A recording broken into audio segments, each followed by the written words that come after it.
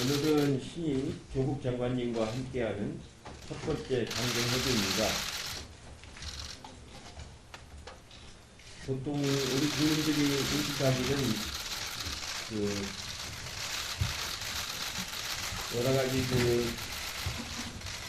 국민들이 누려야 할 권리와 인권 이런 부분을 보호하는 것이 법인데 잘못 인식이 돼서 마치 국가가 국민들을 통치하는 수단으로 법을 활용하는 그런 걸로 인식하는 경우가 많이 있는 것 같습니다. 이제부터 국민의 정부, 참여정부, 문재인 정부는 정말로 국민들의 인권과 권리가 잘 보호되고 잘못된 행위를 한 사람들이 규제를 받는 그런 검찰개혁이 이루어져야 된다고 생각을 하고 있습니다. 저도 여러 번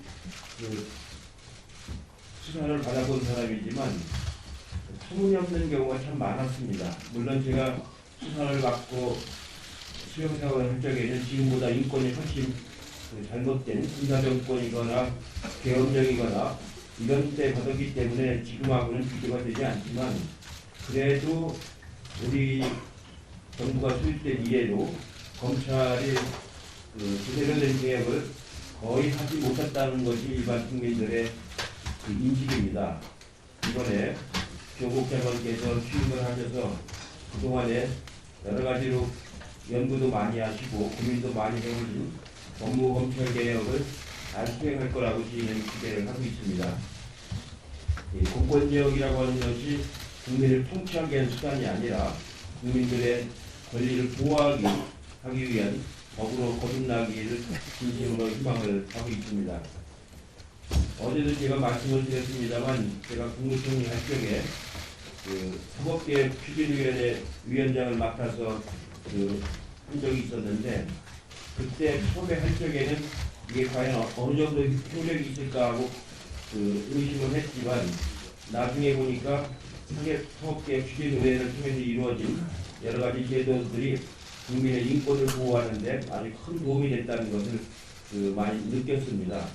특히 공판중심주의라고 하는 것이 매우 중요한 제도라는 걸 많이 느꼈습니다. 물론 법무부가 사법부의 개혁까지 관장하는 건 아니겠지만 그런 제도를 잘 만들어 놓는 것이 국민들에게 굉장히 인권을 보호하는 데 큰 도움이 된다는 것을 많이 느꼈습니다. 이번에 정말로 조국 장관께서 취임하셔서 평소에 말씀하신 대로 법무검찰개혁을 잘 추진을 해서 국민들의 인권을 잘 보호하는 그런 제도를 만들어 주실 것을 간곡히 당부를 드립니다. 오늘 강경협의에서 여러 가지 논의가 있겠습니다만 그런 점을 잘 감안해서 좋은 결과를 내주시기를 기대를 하겠습니다. 또 하나 말씀드리고 싶은 것은 이 법무 서비스를 잘 개혁하는 것이 매우 중요하다고 생각합니다. 실제로 변호사를 선임해서 자기의 권리를 보호하는 것이 매우 어려운 국민들이 아주 많습니다. 이런 분들을 위해서 법무부가 좋은 제도를 만들어서 법률 서비스를 잘 하는 것이 중요하다고 생각을 합니다. 실제로 지금 저한테 들어오는 민원을 많이 보면은 국선 변호인들이 성의 없이 변론하는 그런 경우들이 많다는 얘기를 많이 듣습니다.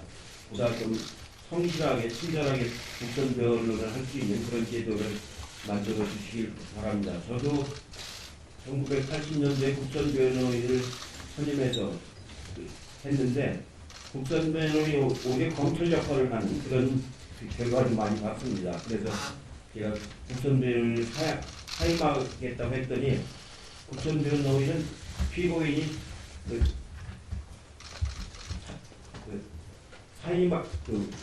거부할 권한이 없다는 얘기를 듣고서 이런 변호인이 무슨 나한테 도움이 된다고 권한이 없느냐는 재판부하고 싸운 적이 있었는데 그렇지만 그렇게 해서는 안 되고 정말로 국선 변호인이라 하더라도 정말로 피고인을 위해서 성실하게 변론을 할 수 있는 그런 그 제도를 만들어 나가는 것이 매우 중요하다고 생각합니다.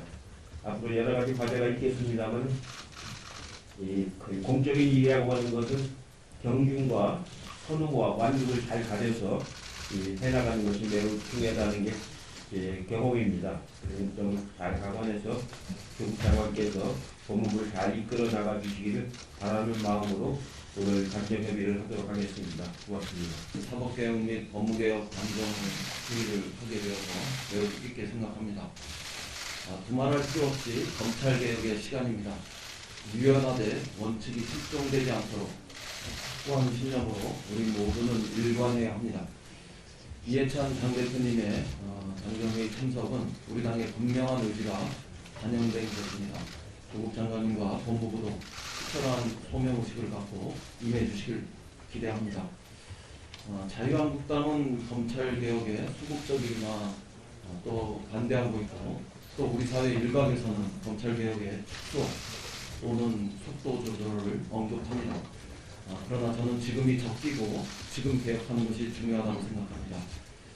우리 모두에게 확실한 것은 촛불 시민혁명은 검찰개혁을 하라고 명령했다는 것입니다. 우리는 그에 화답해야 하고 목적지의 문턱에 도달했습니다. 검경 간의 수사권 조정으로 또 공수처의 신설로 비대한 검찰 권력의 분산과 민주적 견제 그리고 감시의 장치가 작동하는 방향으로 우리 사회는 한 발 더 전진할 수 있어야 합니다. 또한 검찰에 대한 감찰 기능도 강화되고 피의자의 인권 보호를 위한 피의사실 공포 금지 규정 이런 것들도 더 강화되어야 합니다. 그리고 형사 공판 기능의 강화는 검찰 내부의 구조 개혁 또한 시간이 걸려도 반드시 개혁되어야 할 과제라고 저는 생각합니다. 검찰의 정치적 독립성, 중립성은 조국 장관의 시대, 또 윤석열 검찰총장의 시대에 확실하게 보장될 것입니다. 그러나 동시에 검찰이 어떤 경우에도 정치 무대로 복귀하는 일을 또한 다시 있어서는 안 된다는 점도 분명하게 못 박아 짚어둡니다. 국회는 국회의 할 일을 다 하겠습니다. 패스트트랙의 완료 시간이 오면 우리 당은 주저없이 사법개혁 전반으로 임해 나가겠습니다. 최종적으로 법과 제도의 개선으로 검찰개혁을 완수할 수 있도록 하겠습니다. 법무부도 이에 발맞춰서 법무부가 할 수 있는 검찰개혁의 길로 나서 주시길 바랍니다. 법 개정 이전이라고 법령과 규칙, 지침 등 각종 사안을 점검하시고 때로는 미리 개혁할 수 있는 것은 개혁해서 이해찬 당대표께서 당부하신 대로 우리 국민의 인권이 한껏 신장될 수 있는 법무, 사법 그리고 검찰개혁의 길로 매진해 주시길 당부합니다. 이상입니다. 존경하는 이해찬 더불어민주당 대표님, 이인영 원내대표님, 조정식 정책위원장님을 비롯한 의원님들 모두 의정활동으로 바쁘신 가운데 당정협의회 자리에 참석해 주셔서 깊이 감사드립니다. 오늘 첫 당정협의회에서는 법무부가 추진 중인 대국민 법률 서비스 제고 방안 및 검찰개혁 관련 정책에 대해서 설명을 드리고 의원님들의 귀한 의견을 경청하면서 원활한 협의를 위해서 최선을 다하고자 합니다. 먼저 국민 위에 있는 법무검찰이 아닌 국민의 삶을 어루만져 줄 수 있는 국민을 위한 법률 서비스 기관으로 거듭나기 위해서 대국민 법률 서비스 제고 방안을 추진하겠습니다. 사회 경제적 약자 지원을 위해 임대차 제도 개선, 형사공공제도인 제도 도입, 재산 비례 벌금제 도입, 탈북자 법률 지원 강화, 집단소송제 도입 등 민생 현안 관련 법안에 관심을 기울여 주시길 부탁드립니다. 의원님들께서 모두 아시겠지만 검찰개혁은 더 이상 지체할 수 없는 시대적 과제입니다. 국회에서 심의 중인 패스트트랙 법안이 20대 국회에서 입법화될 수 있도록 당 차원에서도 협조해 주시려 믿어지지 않습니다. 저는 법안이 통과되기 전이라도 시행령, 규칙, 분령 등 물론 실무 관행 개선 등을 통해 법무부가 자체적으로 할 수 있는 개혁 과제를 찾아 신속하게 추진하겠습니다. 다만 오늘 논의 주제 중에 하나인 형사사건 수사공보 개선 방안은 이미 박상기 전임 법무부 장관께서 충분한 논의를 거쳐 추진해오던 내용 그대로입니다. 그런데 일부에서는 제 가족들과 관련된 수사 때문에 추진하는 정책으로 오해하시는 분이 있습니다. 저와 무관하게 이미 추진해온 법무부의 정책을 이어받아 마무리한다는 점 분명히 말씀드립니다. 오늘 논의되던 형사사건 수사공보 개선 방안은 관계기관의 폭넓은 의견 수렴을 거치고 제 가족을 둘러싼 검찰 수사가 마무리된 후에 시행되도록 하겠습니다. 그리고 여러 번 말씀드렸지만 저는 수사팀의 공정한 수사를 최대한 보장할 것이고 현재 진행되고 있는 수사 때문에 수사팀의 불이익을 줄 것이라는 내용의 보도나 소문은 전혀 근거가 없다는 점을 이 자리를 빌려 분명히 말씀드립니다. 오늘 의원님들께서 주시는 귀한 의견을 최대한 반영하여 검찰개혁을 비롯한 민생 관련 정책 안건을 신속하게 추진하고 국회 입법을 적극 지원하겠습니다. 의원님들께서도 중요 법안이 이번 정기국회에서 입법화될 수 있도록 적극적인 관심과 지원을 부탁드립니다. 감사합니다.